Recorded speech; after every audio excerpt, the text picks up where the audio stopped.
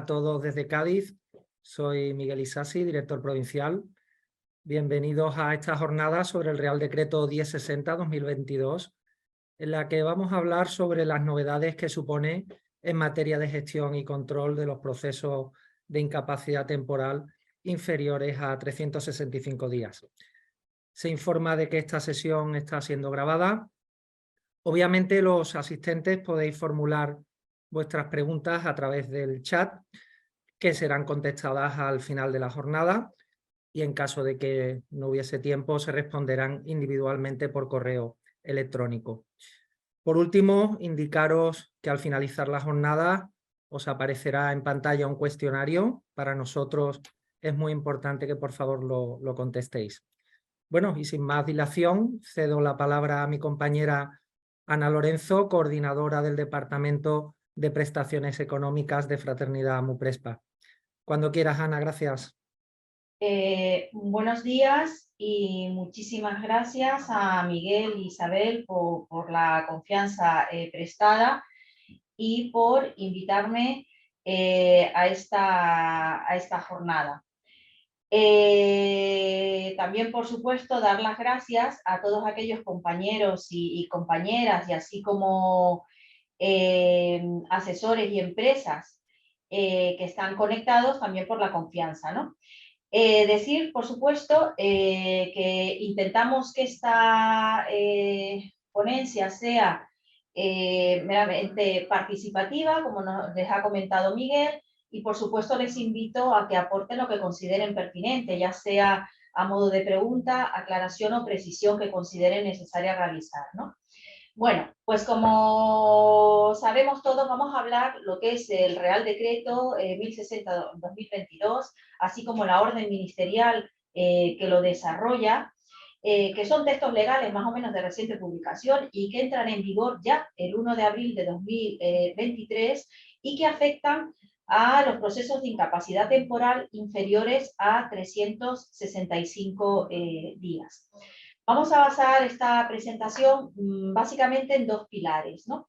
Uno, se va a intentar lo que es explicar en qué consisten las modificaciones, describir lo que se contempla en los textos normativos o legales, y en segundo lugar, pues se va a intentar ser práctico, ¿no? Y trasladarle lo que a su vez nos ha trasladado el INS a las mutuas, que es cómo va a implementar esas modificaciones, esos cambios en su desarrollo informático.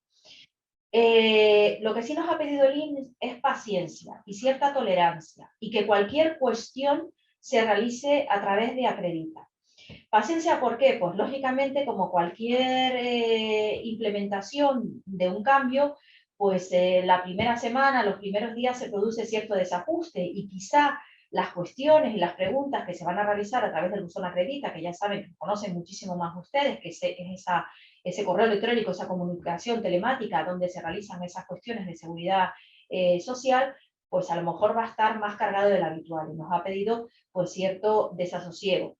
Lo que es cierto es que esta comunicación telemática ya se ha realizado, o sea, ya se lleva realizando desde hace muchísimo tiempo, y que funciona. Y además, la incidencia que están viendo a lo largo de todos estos años que ya se había implementado estos intercambios de datos de manera telemática, pues genera una incidencia mínima, que no llega al 4%.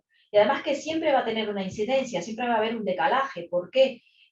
Porque la información real no siempre se tiene en el momento. Es decir, a lo mejor un trabajador causa baja médica con efectos retroactivos, por muchísimas circunstancias. Pues porque a lo mejor la baja es anterior, pero no acude al servicio público de salud con posterioridad, pues porque o no podía físicamente porque estaba ingresado, o porque no se le ha dado hora, etcétera, ¿no? Hay una incidencia mínima.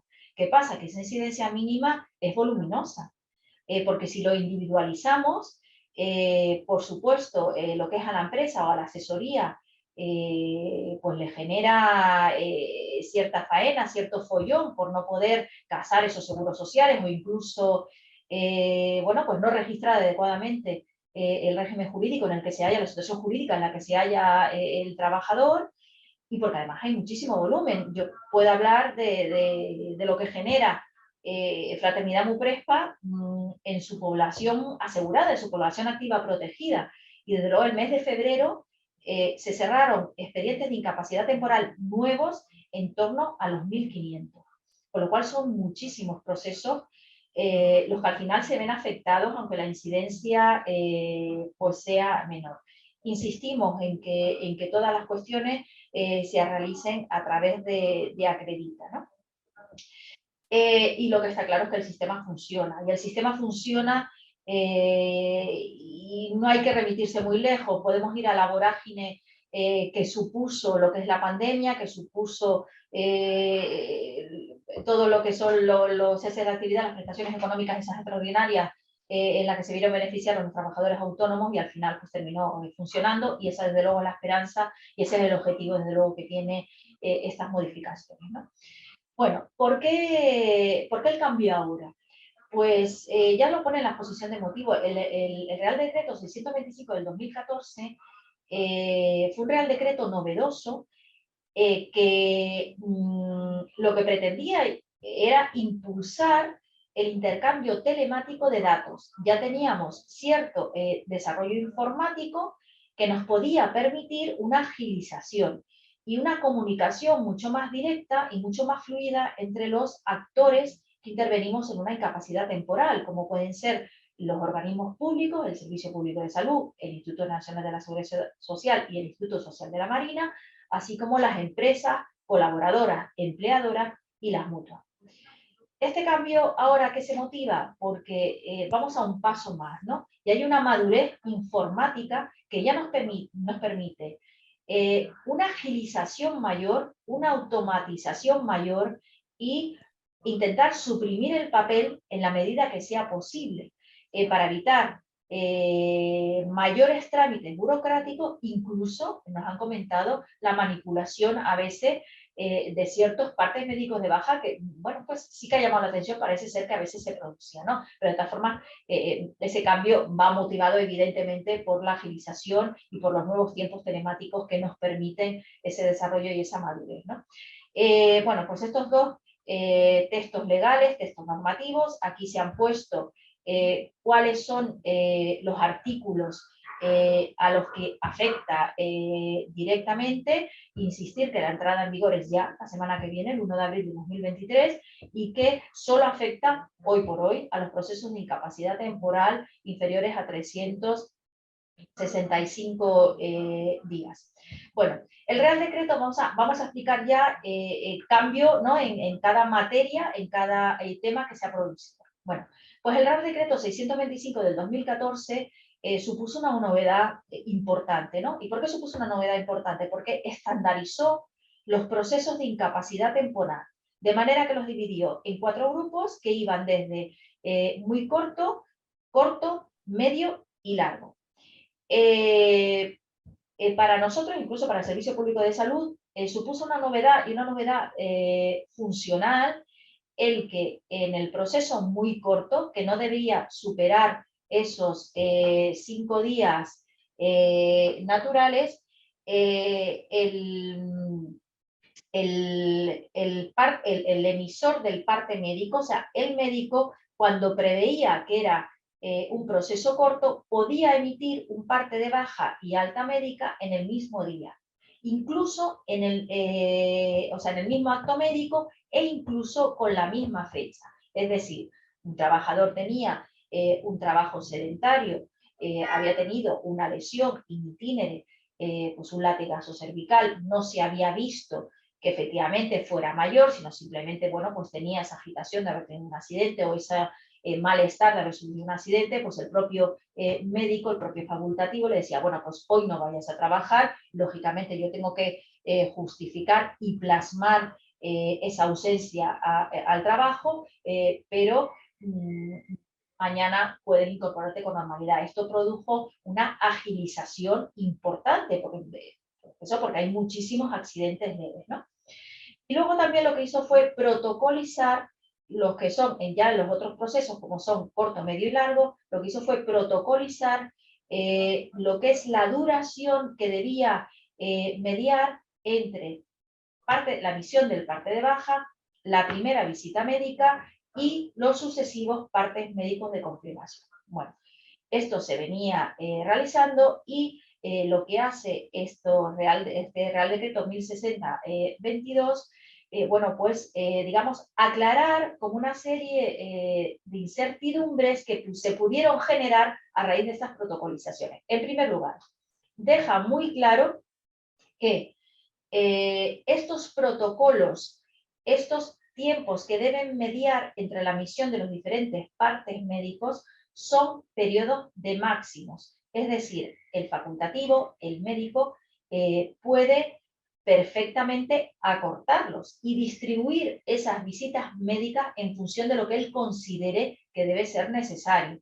Por ejemplo, en procesos largos, en procesos que ya están en su fin, ¿no? Pues hablemos de una fractura, bueno, que ya tiene una consolidación y que simplemente estamos a falta de 15 días, una semana de rehabilitación, pues el médico perfectamente puede decir, no tiene por qué esperar esos 35 días que debían mediar entre un parte de confirmación y otro. Puede perfectamente decir, agota esta semana de rehabilitación y ya te vienes la semana que viene y ya vemos si te damos el alta o no, ¿no? Esto había que aclararlo porque parecía que había dado lugar a ciertos malentendidos, ¿no?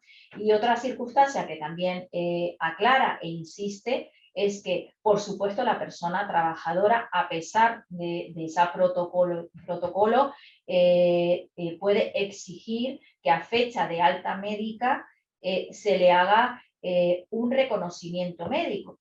Y a su vez, el médico puede variar su opinión, ¿no? Y a fecha de alta médica, si él ha determinado que a lo mejor el proceso muy corto, un proceso leve, ¿no? Pues en teoría luego ve en su exploración, en sus pruebas, etcétera, que necesita más tiempo, pues lógicamente puede variar de opinión, cambiar el check, ¿no? de proceso muy corto a proceso corto o lo que considere pertinente, pero lógicamente se insiste en que el médico tiene un margen de maniobra amplio a la hora de, bueno, pues atender a sus pacientes en la medida que considere que tienen que ser importantes, ¿no?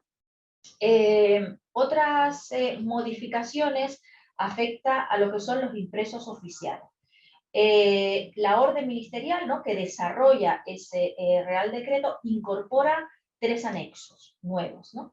Uno que es el anexo primero, donde se contempla el parte médico de baja, el nuevo formato que se le da al parte médico de baja. El segundo anexo es el relativo a los partes de confirmación y un tercer anexo que es digamos, el documento que debe rellenar la empresa, ¿no? Bueno, pues referente ahora nos encontramos en el primer anexo, en el anexo número 1, donde se contempla el nuevo formato del parte médico de baja. Y aquí es prácticamente igual y hay 2 modificaciones, digamos, se incluyen 2 campos que antes no existían.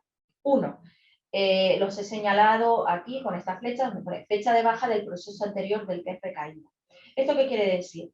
Bueno, como ya sabemos, un proceso de incapacidad temporal se puede iniciar por una lesión nueva que ha surgido o puede obedecer a una recaída de un proceso anterior.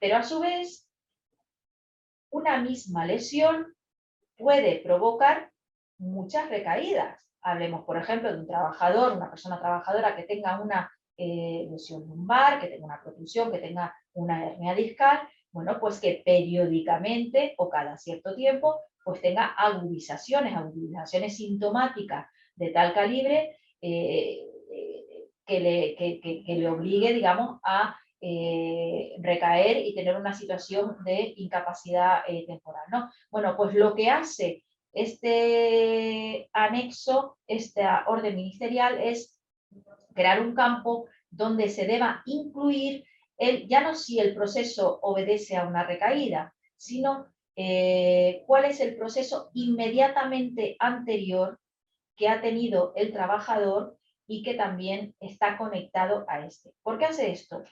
Bueno, aquí es importante distinguir entre recaída y recidiva. Y si bien recaída y recidiva desde el punto de vista semántico pues significa lo mismo, ¿no? Esa agudización, ese ese, digamos otra vez, el problema, ¿no?, que vuelve a resurgir. Desde el punto de vista administrativo es totalmente, o sea, tiene una diferencia, ¿no? Recaída, estamos ante una recaída ante los procesos o sea, la duración media entre un proceso y otro no puede superar los 6 meses, y estamos en situación de recidiva cuando supera los 6 meses.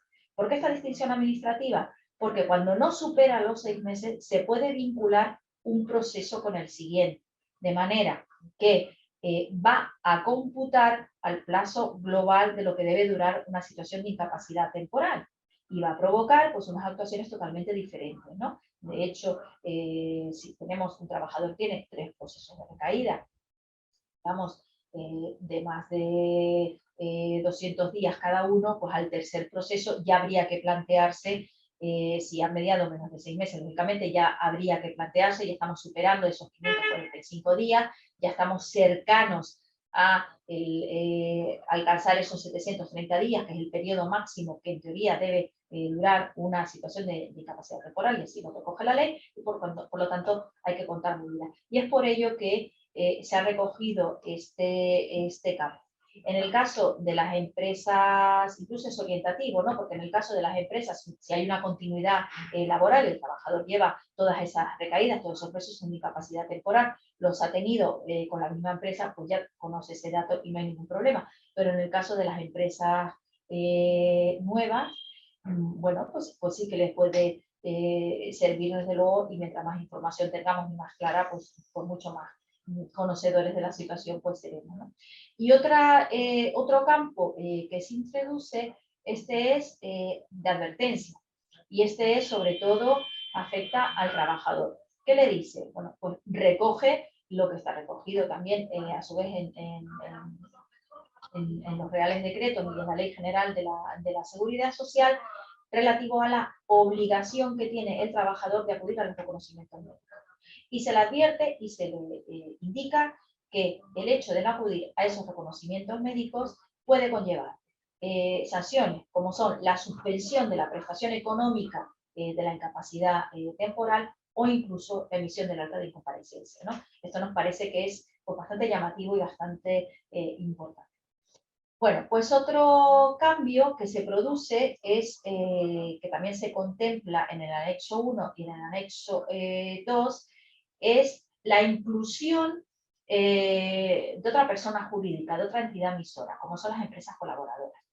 Esto, digamos que era un olvido, un fallo que había existido y que se venía arrastrando en los diseños anteriores de los partes médicos, ¿no? Se ponía como entidad emisora exclusivamente al Servicio Público de Salud, al INSS, al Instituto Nacional de Marina, o las mutuas. Se había olvidado, digamos, el legislador, de que aunque sea menos, pero hay muchas empresas colaboradoras, ¿no? Y esas empresas colaboradoras pueden ser entidades emisoras. Con lo cual, estas empresas, cuando emitían un parte médico, pues simulaban, ¿no? Y lo metían a la casilla de mutua, ¿no? Por alejarse, porque es la más ajustada, o sea, porque no es administración. Pero bueno, eso estaba ahí, se venía arrastrando hacía muchísimo tiempo y ya por fin se ha solventado. Esto no tiene la mayor importancia, pero bueno, pues queda evidentemente bien reflejado cuál es la situación, ¿no? Y ahora vamos a hablar de las modificaciones que afectan también, hay modificaciones para todos, ¿no? Y vamos a empezar hablando de la modificación que afecta al trabajador, que quizás es la más popular, ¿no? Es la que más se ha popularizado. ¿Y cuál es? Bueno, pues que el facultativo, cuando os pide un parte médico, ya solo va a entregar una copia al trabajador. Ya nos olvidamos, a partir del 1 de abril, esos 3 ejemplares que se tenían que emitir por parte del facultativo, por parte del médico, donde uno era, digamos, de manera mucho más completa, que iba dirigido al trabajador, y había otro que había que entregarlo a la empresa, donde se omitían esos datos especialmente sensibles, como es el diagnóstico y demás, ¿no? Bueno, pues ya esto no va a ser, solo se va a emitir una copia, y por tanto ya el trabajador no tiene la obligación de presentar a la empresa ningún tipo de parte médica, ni parte de alta, ni parte de baja, ni parte de confirmación. o a la mutua, ¿no? En caso de que ya esa relación laboral ya no existiera. Bueno, pues esto ha creado cierta controversia y bueno, pues cierta incertidumbre, ¿no? Y nos han preguntado empresas y asesorías, ¿qué pasa ahora? ¿En qué situación se quedan ellos? ¿Se le puede exigir al trabajador que le diga que está de baja médica? Bueno, hemos analizado, ¿no? Por nuestra parte hemos analizado lo que es el Real Decreto, y el Real Decreto simplemente lo que hace es suprimir un trámite burocrático. Nada más. Desde luego lo que se entiende es que la relación laboral entre el trabajador y la empresa sigue viva. Y el hecho de que esa supresión de ese trámite burocrático, el hecho de no tener el papel, no da pie a que por parte de las empresas o de los trabajadores no se dé cumplimiento a las obligaciones contractuales o los derechos contractuales contraídos, valga la redundancia, en función del estatuto, en función de la relación laboral y que se hayan contenido en el estatuto de los trabajadores o en los convenios colectivos. Es decir, el hecho de que el trabajador ya no tenga la obligación de entregar un papel a la empresa indicando que tiene una situación clínica determinada y que le justifica esa ausencia laboral, no le da pie a que haya un abuso de confianza o que se transgreda la buena fe contractual. Entendemos que le corresponde a las empresas, digamos, articular y vertebrar la manera de que el trabajador indique si esa ausencia está justificada o no, pero desde luego lo que está claro es que esta supresión que se contiene en el Real Decreto no afecta, sino simplemente quita un trámite burocrático, ¿no? O sea, esta norma de seguridad social tampoco va a entrar. O sea, en alguna ocasión nos ha preguntado que si se espera a lo mejor una modificación. No, no va a entrar. ¿Por qué lo sabemos? Bueno, lo intuimos, ¿no? Porque si hubiese querido entrar, había entrado, ¿no?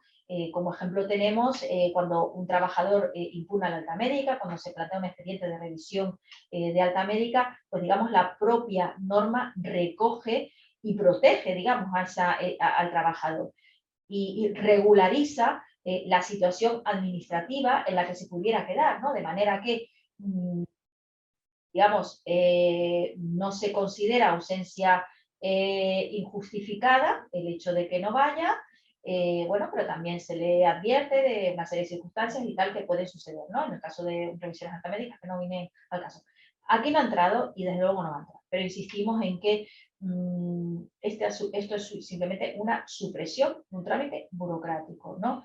No un derecho a ocultar información del trabajador hacia su empresa porque no acude bueno, ese día a trabajar, ¿no?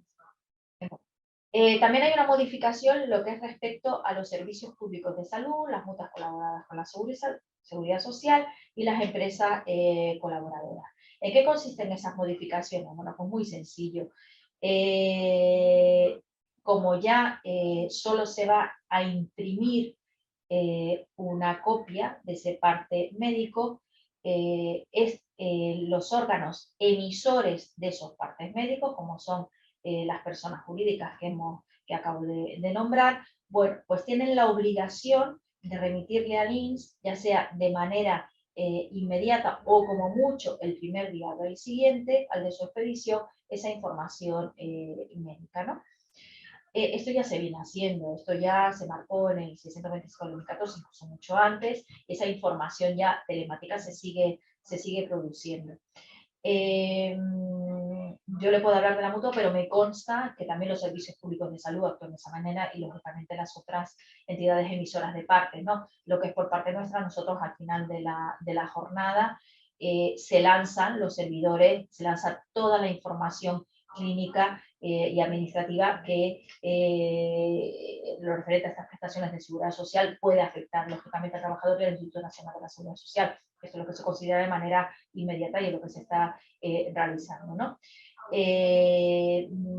se halle en una de las conversaciones que hemos tenido, incluso dado el volumen, ¿no?, de incapacidades temporales que se pueda generar, el volumen ya no de incapacidades temporales, sino de datos que afecten a los procesos de incapacidades temporales, pues incluso se ha barajado la posibilidad de que esta información ya no se reciba una vez al día, sino que incluso se pueda partir y que se reciba de dos tandas, ¿no?, pues al final de la mañana o al final de la tarde.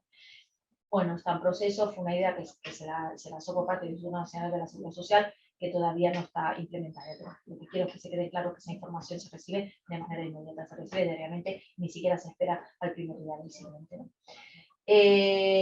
Bueno, y por parte del Instituto Nacional de la Seguridad Social, pues hay un gran cambio, ¿no?, que es, se le hace responsable, digamos, de comunicar a la empresa empleadora los datos, el parte médico, digamos, relativo al trabajador, ¿no? Es el que tiene la obligación de comunicar a la empresa, pero a su vez ya no solo le comunica que estamos en una situación de incapacidad temporal, sino que además le exige a la empresa unos datos. Lógicamente, la información que lanza el Instituto Nacional de la Seguridad Social a la empresa, pues se asemeja, digamos, al parte médico que aportaba el trabajador a la empresa, donde evidentemente solo le va a informar los datos de carácter meramente administrativo y va a excluir, por supuesto, cualquier dato altamente sensible que se pudiera contener, como todos tenemos en mente, pues el diagnóstico. Aquí la norma pues no le dice de manera inmediata, digamos, es un poco más tolerante, pero sí que como mucho se le exige que al primer día hábil siguiente, lo cual es lógico, ¿no?, para intentar, bueno, mientras más rápido tengamos la información, pues mejor para todos. ¿Cuál es la manera? Bueno, pues mediante dos ficheros, ¿no? Va a lanzar con carácter principal, pues para las personas jurídicas que dispongan de la remisión electrónica de datos, o sea, el sistema red, pues lo que va a lanzar es un fichero que se llama FIE y el fichero INS-Empresa, donde se va a contener toda la información, ¿no? Y con carácter alternativo para todas aquellas empresas que no dispongan de ese sistema red, pues lo que va a utilizar son las sedes, la nomenclatura sedes, ¿no?, que es la sede electrónica de la Secretaría del Estado de la Seguridad Social y Pensiones. Para las empresas también se ven alteradas, ¿no?, y se ven, bueno, su funcionamiento también se ve ciertamente modificado a raíz de este texto legal, ¿no? La empresa ya no tiene que remitir los partes médicos que presentaban los trabajadores, la empresa ya se le excluye, por supuesto, de ser actor, digamos, y de remitir esa información médica. Únicamente deberá remitir al INS los datos económicos en el parte de baja, que se contemplen en el parte de baja. Pero eso sí, una vez se haya recibido a través del FIE o del FIE, que es la comunicación que me he dicho anterior, que es la que realiza el INS. ¿Qué quiere decir esto? Que aunque la empresa tenga información sobre una situación médica del trabajador, es decir, el propio trabajador ha avisado, ha dicho, oye, que estoy de baja médica, e incluso pues ha aportado el parte, o al revés, ya estoy de alta, lo que fuera, ¿no? Aunque la empresa tenga esa información y por alguna circunstancia no la haya recibido del Instituto Nacional de la Seguridad Social, la empresa no se puede adelantar y no puede rellenar un fichero si no ha sido previamente a petición expresa del INS. En el caso de que suceda estas situaciones, lo que hay que hacer es plantear esa consulta acredita. Si, bueno, pues ha pasado cierto tiempo y aquello no se regulariza o lo que sea, pero desde luego no se va a poder adelantar. El Instituto Nacional de la Seguridad Social así lo ha insistido, o sea, no se va a cumplimentar ningún dato que previamente a nosotros no los haya dado los órganos, digamos, emisores, ¿no?, como son las mutuas, el Servicio Público de Salud o las empresas colaboradoras. Por tanto, a partir del 1 de abril de 2023, yo creo que esto está claro, la empresa ya no tiene que medir los partes, ni los partes médicos de baja, ni la confirmación del alta, ni los datos económicos de los partes de confirmación y de alta, ¿no? Solo los datos administrativos, los datos económicos en el parte de baja, pero nada más, ¿no? Hay dos excepciones que contempla la ley y por eso se ha puesto aquí. Uno que son las empresas colaboradoras, lógicamente porque son las entidades emisoras, y bueno, y aquí se pone porque lo contempla la ley. Esto es un tipo de empresa, un tipo de mutualidad que tiene un régimen jurídico muy específico y, bueno, pues se conserva y sí tiene la obligación, pero esto no es lo habitual, ¿no?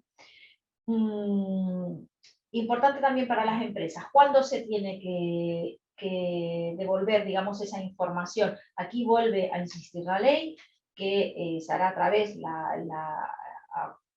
o sea, con el sistema red, a través del sistema red, con carácter inmediato, pero en el plazo de o sea, en el plazo máximo de 3 días hábiles contados a partir de la recepción de la comunicación de baja médica, ¿no?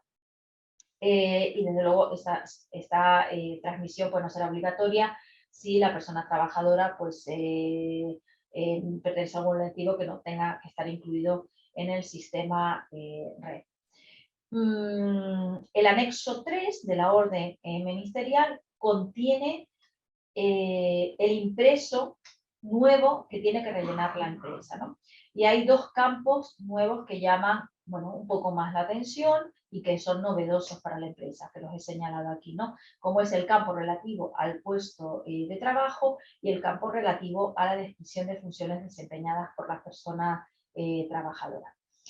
El campo relativo al puesto de trabajo, bueno, pues es un campo, es un texto libre donde la empresa tiene la obligación de comunicar el puesto de trabajo específico que tiene el trabajador y este campo dispone de 50 posiciones, ¿no? 50 caracteres donde se podrá, digamos, describir ese puesto de trabajo, ¿no? O sea, y el campo que señalaba abajo, que está en la parte inferior del documento nuevo oficial, este impreso oficial, la empresa deberá describir las funciones desempeñadas por el trabajador. Esto también es un texto libre que al final alcanza 218 posiciones. Es un campo que cuenta con 67, ya lo verán cuando empiecen a rellenarlo, es un campo que cuenta con 67 posiciones, pero la etiqueta se puede repetir hasta un máximo de 4 veces hasta alcanzar esto 268 posiciones. ¿Por qué es importante esto? Bueno, pues lo que se pretende es ajustar, digamos, la incapacidad temporal a las verdaderas funciones y al puesto que desarrolla el trabajador. Y así evitar impugnaciones de alta médica que no tienen, o sea, altas médicas que no tienen ningún sentido, o al revés, digamos que se prolongue una situación de incapacidad temporal cuando no es necesario. ¿Por qué? La información era incompleta, a priori, ¿no? Luego cuando ya se va desarrollando un expediente, lo que respecta a una incapacidad temporal, incluso una incapacidad permanente, ya se va cumplimentando esa información. Pero de primeras esa información es muy incompleta. ¿Por qué? Porque la empresa solo tenía que rellenar el CNO, ¿no? Lo que es la Clasificación Nacional de Ocupación. Esto es prácticamente nada. Hay muchísimas profesiones, muchísimas tareas que se desconocen. O incluso hay empresas, por eso la descripción de funciones desempeñadas por el trabajador, hay empresas que por bien su nivel de automatización o por la cantidad de personal, por el número de personal que tiene, pues se puede permitir el lujo de tener puestos específicos para diferentes trabajadores, ¿no? No sé, se nos ocurre, por ejemplo, un guardajurado, ¿no? Pues un guardajurado en principio, bueno, pues todo el mundo aparentemente sabe lo que es un guardajurado, pero no es lo mismo un guardajurado que esté de pie, que tenga que estar la jornada laboral de pie en un establecimiento, en un edificio, en un organismo, que, por ejemplo, un guardajurado que esté simplemente comprobando unas monitorizaciones, unas pantallas, ¿no? Que estén en seguridad, o sea, en la parte, digamos, que todos hemos visto visualizando, ¿no? Lo que son las cámaras, ¿no? Pues lógicamente esto habrá que describirlo. No es lo mismo, un operario bueno, pues en una fábrica, donde el trabajador no es lo mismo el que está de pie, el que está en una cadena de montaje, o el trabajador que a lo mejor está destinado en un cuadro de mando y simplemente lo que está es activando la maquinaria, etc. Tampoco, no, le estoy poniendo ejemplos, ¿no?, que nos ha pasado. Hay trabajadores, por ejemplo, de un aeropuerto, de una compañía aérea, donde son, a lo mejor, estoy pensando en grandes compañías, ¿no?, que tienen su propio convenio colectivo e incluso agrupan dentro de su clasificación profesional muchísimas funciones, muchísimos puestos, ¿no? Por ejemplo, hay agentes de servicios en una compañía aérea que digamos, el literal es el mismo, pero estos agentes de servicios pueden o bien estar en las bodegas de los aviones cargando y descargando maletas y estando, digamos, en las cintas transportadoras, poniendo las maletas en las jaulas para transportarlas, o ese agente de servicio a lo mejor simplemente es conductor y está, pues eso, llevando al pasaje o llevando a la tripulación, ¿no? Entonces, esto es importante saber.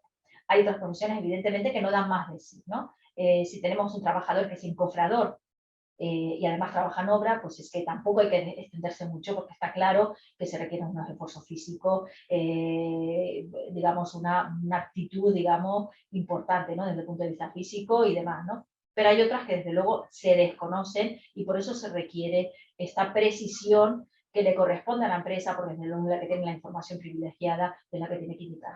Ojo que también nos están diciendo, como informa, aquí lo que se dice es un texto libre. No hace falta ningún tipo de certificación oficial, no hace falta, bueno, oficial no, sino, por ejemplo, nos están diciendo, bueno, pues que el servicio de prevención diga, no, no hace falta nada de eso, no hace falta tampoco aportar el convenio colectivo, no hace falta, digamos, recurrir a situaciones y engordar, digamos, estos campos, ¿no? Simplemente decir el puesto al que está designado y las tareas que realmente hace, ¿no? Bueno, y la empresa, como hemos dicho, le llega la información a través del fichero FIE y lo tiene que rellenar. ¿Cómo le llega? ¿Cuál es la estructura del fichero FIE? Bueno, pues la estructura del fichero FIE está compuesto de etiquetas. Y estas son las etiquetas que tiene que rellenar la empresa. Yo creo que luego es intuitivo y luego se verá. Aquí parece como mucho más engorroso, pero luego es muchísimo más sencillo, ¿no? ¿Cuáles son las etiquetas? Bueno, pues lo que tiene que rellenar son los datos personales del domicilio, la fecha del accidente de trabajo, lo que es el régimen al que pertenece, lo que es el Código Nacional de Ocupación, el Código Cuenta Cotización, qué tipo de contrato tiene el trabajador, porque realmente no es un tipo parcial, como un continuo que bueno, pues un trabajo, digamos, a tiempo completo, la base de cotización y la descripción de las funciones, ¿no?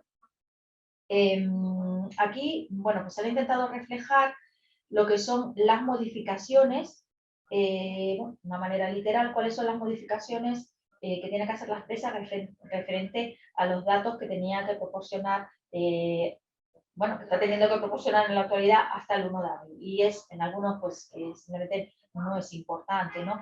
Por ejemplo, antes solo había que rellenar el NAF, ahora bueno, pues se le exige un poquito más para identificar más adecuadamente al trabajador, como son los nombres, apellidos, como es el DNI y son los datos de contacto, ¿no? Incluso el teléfono, porque hay veces que es imposible contactar con el trabajador, ¿no?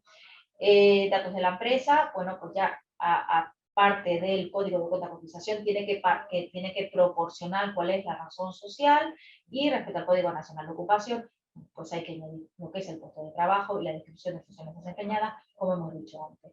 En el caso de accidente de trabajo, incluso se disminuye, simplemente en caso de contingencia profesional, pues señalar cuál es la fecha del accidente de trabajo y de la enfermedad profesional, y sí que hay un pequeño cambio en la suma de cotizaciones, donde, bueno, pues antes había que, digamos, en contingencia común, no se distinguía entre sueldo base y horas extraordinarias o complementos prorrateados y demás, y ahora sí que hay que distinguirlo, simplemente hay que hacerlo de la misma manera que se hace en contingencia profesional, ¿no?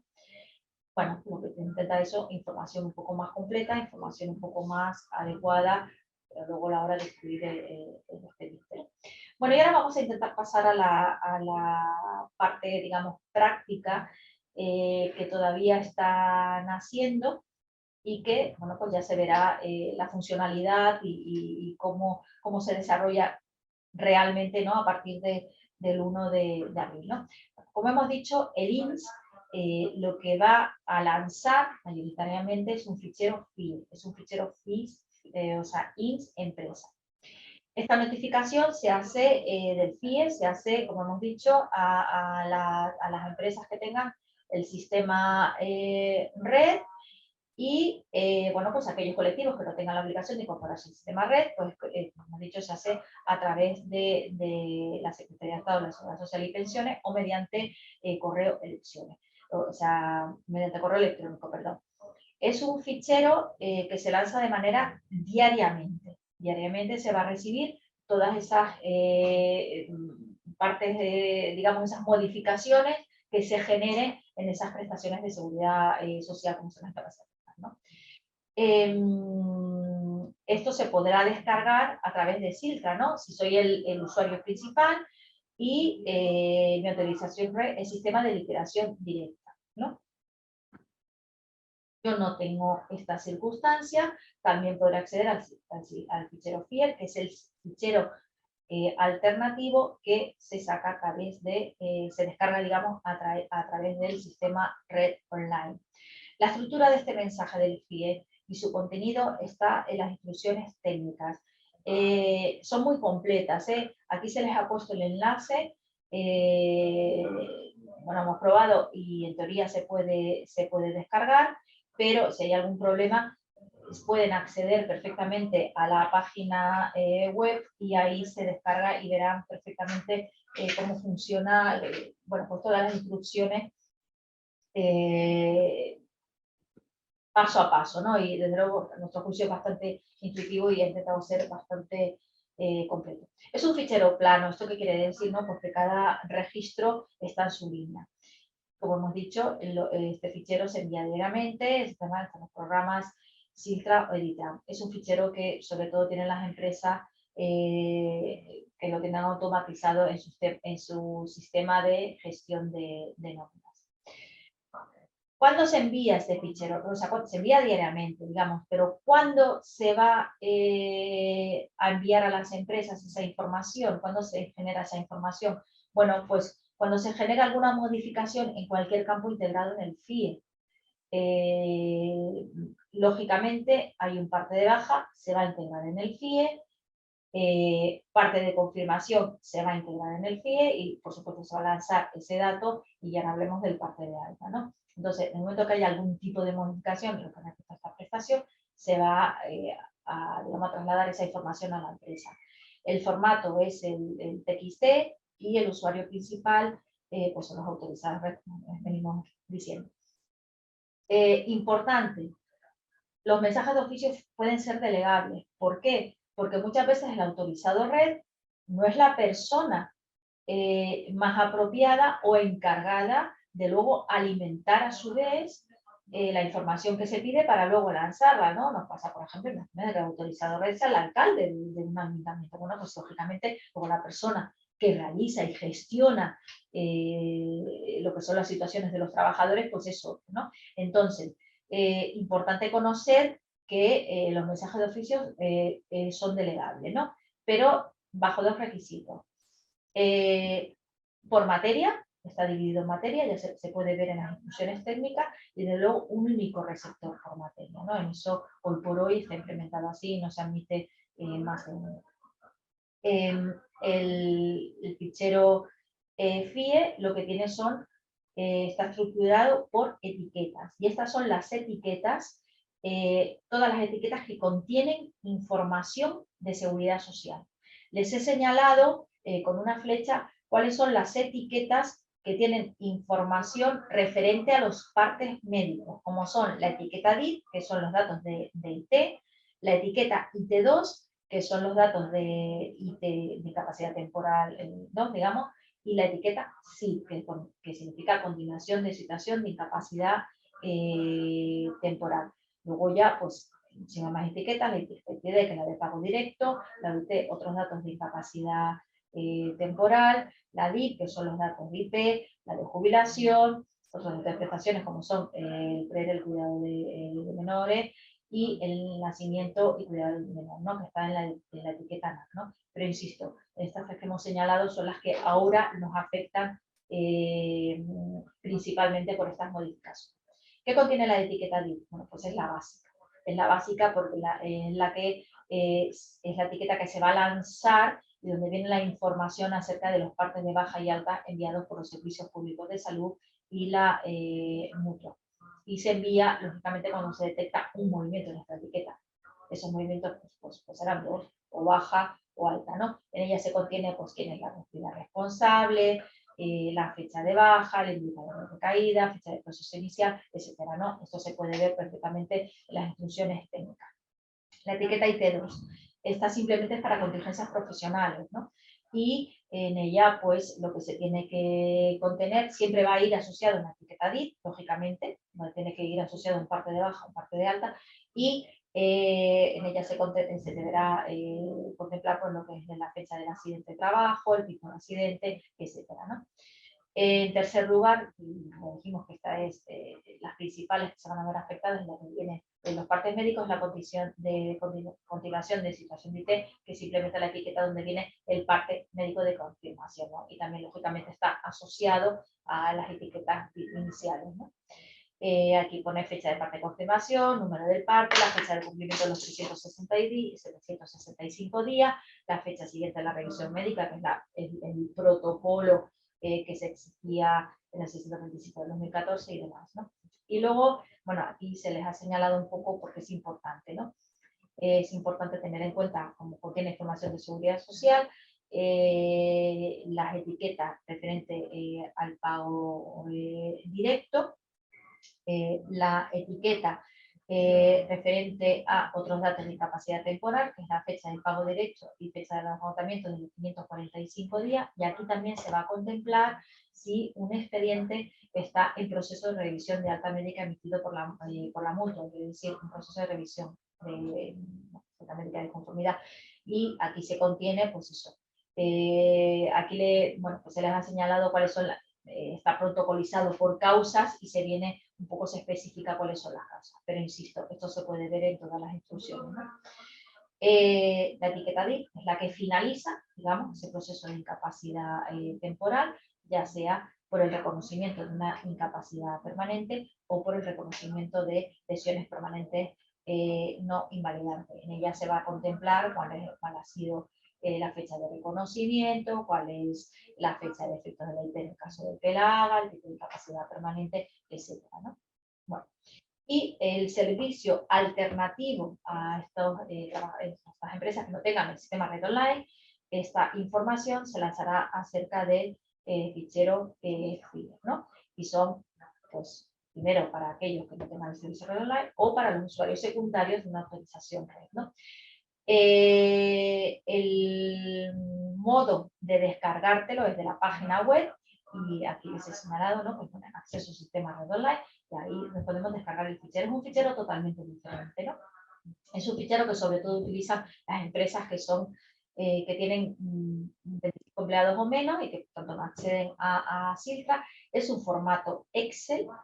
Este servicio FIER tiene una descarga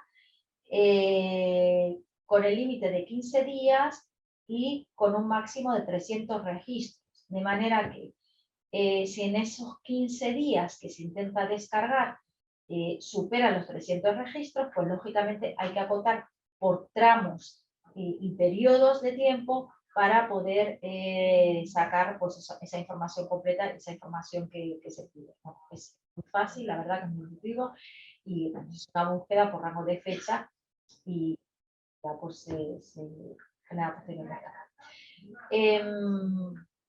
Por el contrario, la información, vamos un poco a explicar lo que es la información que las empresas deben lanzar al Instituto Nacional de la Seguridad Social, y esto se hace por medio del fichero, el fichero FDI, que es el principal, y el FRI, que es el fichero alternativo.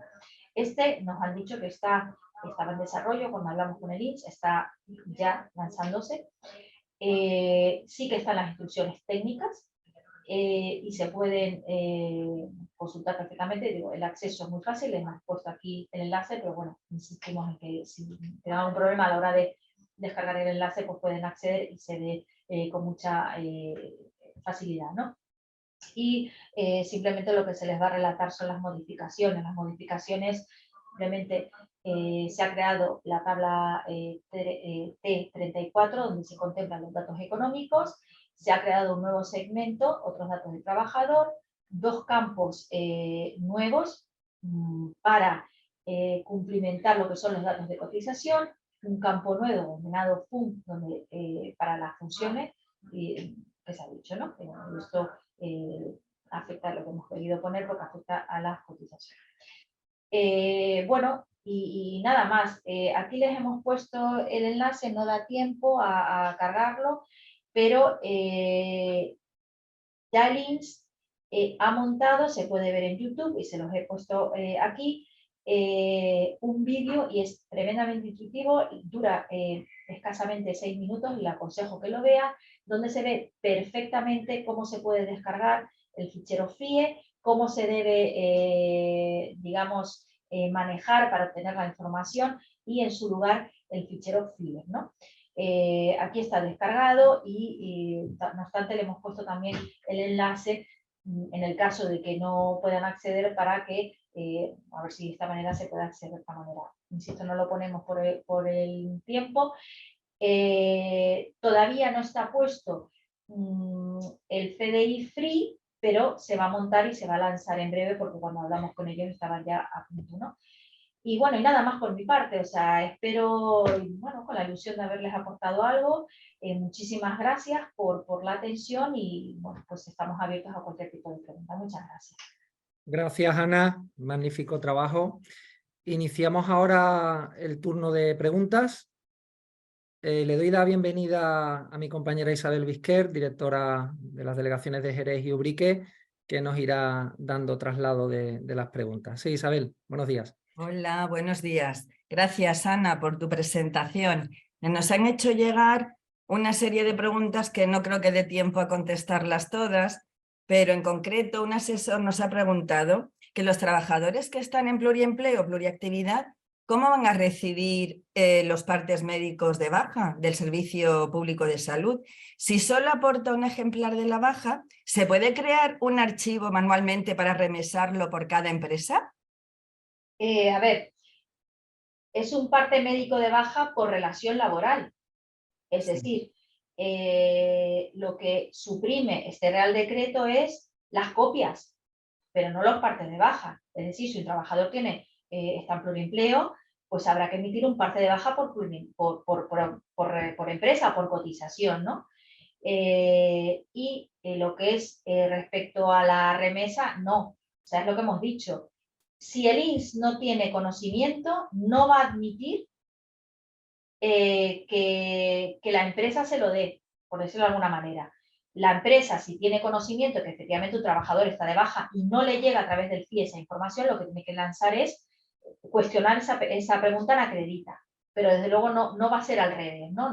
El INS en eso ha sido muy claro y muy taxativo. La información me la da la entidad emisora. Luego yo la lanzo. Gracias. Hay otra. ¿Sabemos si habrá una actualización de Siltra para cumplimentar la descripción de las funciones del puesto, CNO? Yo creo que eso está ya implementado y lo que se ha hecho es un texto libre. Imagino que, bueno, pues con el tiempo se verá si es funcional o no funcional. A priori, no sé, nosotros desde luego estamos expectantes porque sí que parece funcional, ¿no? Y en principio, bueno, pues se puede ver en el vídeo que les hemos puesto y ahí pues se ve pues que está bastante actualizado, ¿no? Y que, bueno, porque en principio se ha intentado adaptar estas modificaciones y que se ha intentado agilizar y automatizar ese intercambio de datos. Vale, gracias. Hay otras preguntas, pero que son muy extensas. Yo creo que las vamos a contestar por correo electrónico a los que la han hecho. ¿Te parece? Vale, vale. Gracias a todos por la participación. Muchas gracias, Ana. A ti. Bueno, gracias a los intervinientes y, por supuesto, gracias a todos por vuestra asistencia. Recordad, por favor, cumplimentar la encuesta si sois tan amables y esperamos de verdad que esta jornada haya sido de vuestro interés, de eso se trata.